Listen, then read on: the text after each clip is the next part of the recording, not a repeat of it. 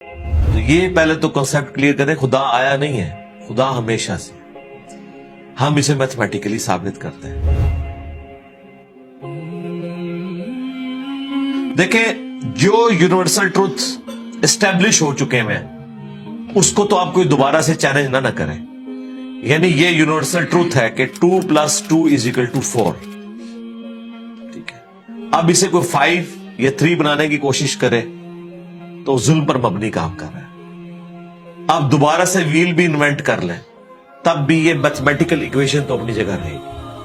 بالکل اس طریقے سے یہ چیز اسٹیبلش ہو چکی ہے کہ کائنات پہلے نہیں تھی تو آئی ہے۔ آپ کو پتا ہے کچھ عرصہ یہ نظریہ رہا ہے 17ویں اور 18ویں صدی میں کہ یہ اسٹیڈی اسٹیٹ کائنات ہے، ہمیشہ سے ایسے ہی چل رہی ہے، لیکن یہ اب نظریہ اپنی موت مر گیا۔ ہم جس ایرا میں بیٹھے ہیں نا، یہ نظریہ ختم ہو چکا ہے۔ آج سے نہیں، بگ بینگ کے بعد سے، جب وہ ہبل نے ٹیلیسکوپ کے ذریعے چیز دیکھی تھی تو ہبل نے یہ دیکھا کہ کائنات میں جتنے بھی یہ اجرام فلکی ہیں، یعنی آسمان پہ جتنے آپ کو سیارے ستارے نظر آ رہے ہیں نا، ان میں ایک کامن چیز یہ ہے کہ سب ایک دوسرے سے دور جا رہے ہیں۔ اور اس کے لیے اس نے اسپیکٹرم جب ڈرا کیا، اسپیکٹرم جب گریجولی کسی چیز کا لائٹ کا اسپیکٹرم ریڈ کی طرف شفٹ ہو، اٹ مینز کہ وہ آپ سے دور جا رہی ہے۔ تو یہ چیز لاجیکل تھی کہ جب یہ دور جا رہی ہے تو اس کو ٹائم میں ریورس کیا جائے تو کسی ایک جگہ سے شروع ہوئی ہوگی۔ یعنی میں ہاتھ میں کچھ بالز پکڑوں اور انہیں یوں پھینکوں، سارے ایک دوسرے سے دور جائیں گے، اور یہ ایک یونیورسل ٹروتھ ہے کہ یہ دور اس لیے جا رہے ہیں کہ کہیں ایک جگہ سے یہ سٹارٹ ہوئے تھے۔ یہ تو ایک نیچرل چیز ہے۔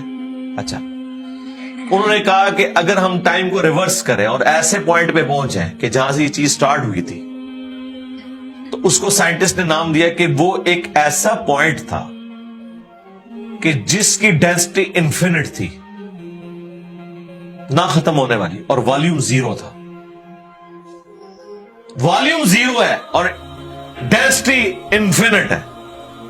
اٹ مینز کریشن ایکس نہیں لو، عدم محض سے وجود، کچھ نہیں تھا تو یہ ہو گیا۔ اور پھر وہ کہتے ہیں کہ یہ جو بگ بینگ ہوا ہے، اس بگ بینگ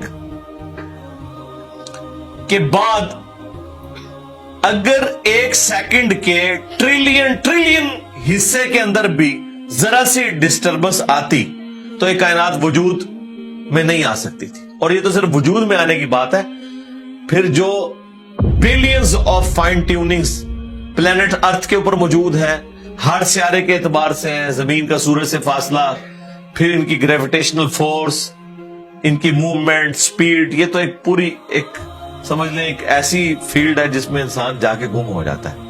ان ساری چیزوں کو کنسیڈر کر کے اسٹیڈی اسٹیٹ کائنات کی تھیوری تو ہو گئی ختم اور بگ بینگ ہو گئی اسٹیبلش۔ اب یہ تو ثابت ہو گیا کہ کریشن ایکس نہیں لو ہوئی ہے، یعنی انسان یا کائنات یہ پیدا ہوئے ہیں۔ پرابلم تب تھی آپ کے لیے جب آپ یہ مانتے کہ یہ بھی ہمیشہ سے ہے، ہمیشہ سے انسان پیدا ہو رہے ہیں اور دوسرا اینڈ کوئی نہیں ہے۔ یہ تو مسئلہ حل کر دیا آپ کا سائنس نے، ان کا نہیں، کریشن تو ہوئی ہے۔ اب اس کا کریٹر ہے یا نہیں ہے، اس کے اوپر وہ آ کے بات کرتے ہیں۔ اب یہ جو فائن ٹیوننگز ہیں، ان کو سمجھنے کے لیے اتنے دماغ کی ضرورت ہے، اتنے برینز کی ضرورت ہے، ڈی این اے کے اسٹرکچر کو سمجھنے کے لیے، اس ہارمونی کو سمجھنے کے لیے، بنانے کے لیے نہیں سرکار، اتنے برینز لگ جائیں۔ آج تک ہم ڈسکوریز ہی کر رہے ہیں۔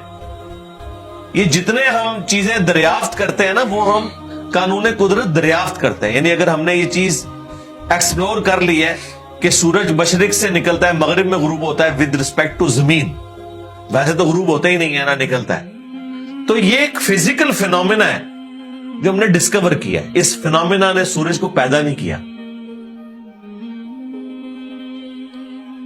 یہ کریٹر آف سن تو نہیں ہے۔ یہ اگر آپ کو پتا چل گیا، انڈے میں سے چوزا نکلتا ہے اور چوزا اتنے عرصے کے لیے انڈے کو آپ گرمائش میں رکھتے ہیں 22 دن کے لیے مرغی کے نیچے یا کسی مشین میں، تو اس انفارمیشن نے चूजे को पैदा नहीं किया, बल्कि ये चूजे के पैदा होने के बारे में इंफॉर्मेशन है।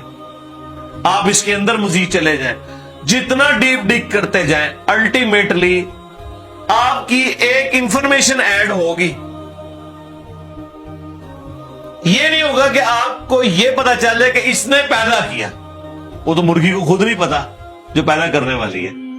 क्रोकोडाइल को, एलिफेंट को ये पता ही नहीं मेरे अंदर क्या क्या क्वालिटीज हैं। जिसको ये पता ही नहीं मेरे अंदर क्या क्वालिटीज है, इंसान को नहीं पता अभी तक मेरे अंदर क्या क्वालिटीज है, ये तो भी साइंस थोड़ा बहुत आपको एक्सप्लोर कर रही है। तो क्रिएटर तो हम इन क्वालिटीज के है ही नहीं है। और फिर पीछे एक ब्रेन इस एतबार से है कि वो एक ऑर्गेनाइज तरीके से, और ये भी चीज डेफिनेटली फिजिबिलिटी के तहत आप समझे मैथमेटिक्स में एस्टेब्लिश हो चुकी है कि ये पूरे एक ऑर्गेनाइज तरीके से जो चीज चल रही होती है उसके पीछे एक ब्रेन जरूर होता है। ब्रेन के बगैर ये कोई डिजाइन कर नहीं सकता। फिजिक्स का सेकंड लॉ ऑफ थर्मोडायनेमिक्स जो है कि एंट्रोपी या तो कांस्टेंट रहती है या इंक्रीज करती है, यानी डिसऑर्डर। खुदा ना खास्ता यहां पे धमाका हो जाए तो हर चीज बिखर जाएगी। इसके बाद दुनिया का कोई धमाका दोबारा इसको इस हालत में अरेंज नहीं कर सकता। इसको कहते हैं एंट्रोपी, कि कहीं पे बिगाड़ आता है तो वो बढ़ता है। ये हो सकता है कि मजीद आप लोग लाएं तो ये बिगाड़ और बढ़ता जाए, या जितना है उतना ही रहे, वापस ऑर्गेनाइज नहीं हो सकता जब तक के दोबारा से इंटरवीन करके आप ये करना। जिसने वो जियारत में उन्होंने मोहम्मद अली जिन्ना के वो सारे वो म्यूजियम तबाह कर दिया था दहशतगर्दों ने, तो दोबारा से उन्होंने बनाया, तो खुद ब खुद तो नहीं बना। धमाके के बाद तो सब कुछ खुद ब खुद फैल गया था, लेकिन दोबारा उस जगह पे लाने के लिए आपको बजट लगा है, ब्रेन लगा है, एफर्ट पुट किए हैं, फिर जाके वो ऑर्गेनाइज हुआ है। तो इसका मतलब है ऑर्डर बनाने के लिए ब्रेन चाहिए होता है, डिसऑर्डर के लिए कोई मसला नहीं। और डिसऑर्डर के बाद दोबारा ऑर्डर बन जाए इसके लिए ब्रेन चाहिए। सरकार ये कौन सा डिसऑर्डर है, ये कौन सा बिग बैंग है? छोटा सा धमाका ऑर्गेनाइज नहीं करता, चीज को बिगाड़ता है। और इतना बड़ा धमाका, इतना बड़ा ऑर्डर ले आया है कि प्लेनेट अर्थ के ऊपर 2 मिलियन से ज्यादा स्पीशीज है।